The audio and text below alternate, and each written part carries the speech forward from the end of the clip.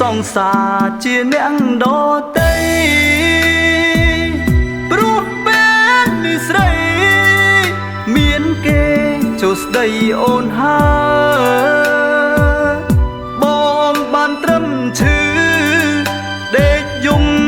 ស្ដាយត្រានត្រើយអូនហុចធៀបការអើយហៅបងអមទៅស៊ីកា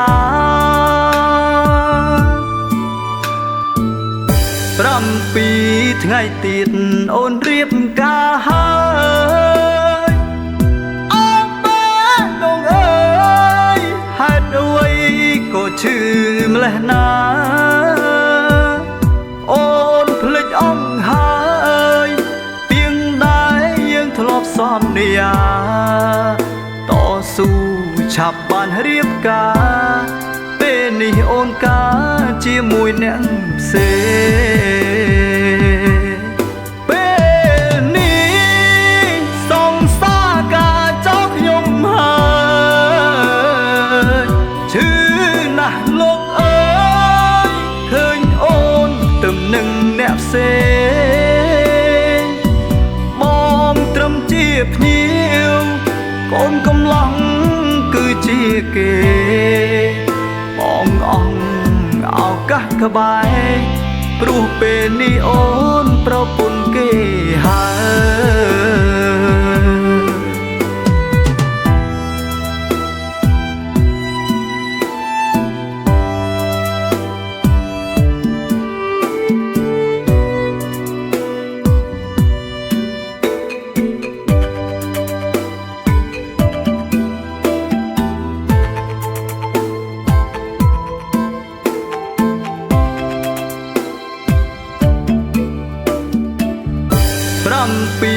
ថ្ងៃទៀតអូនរៀបការហើ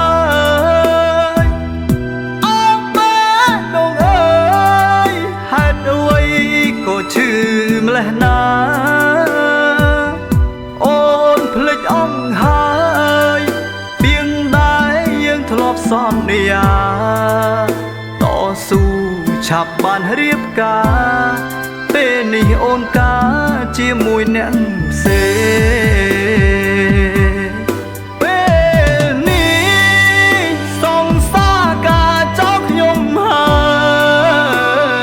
យឈឺណាស់លោកអើយឃើញអូនទំនឹងអ្នកផ្សេ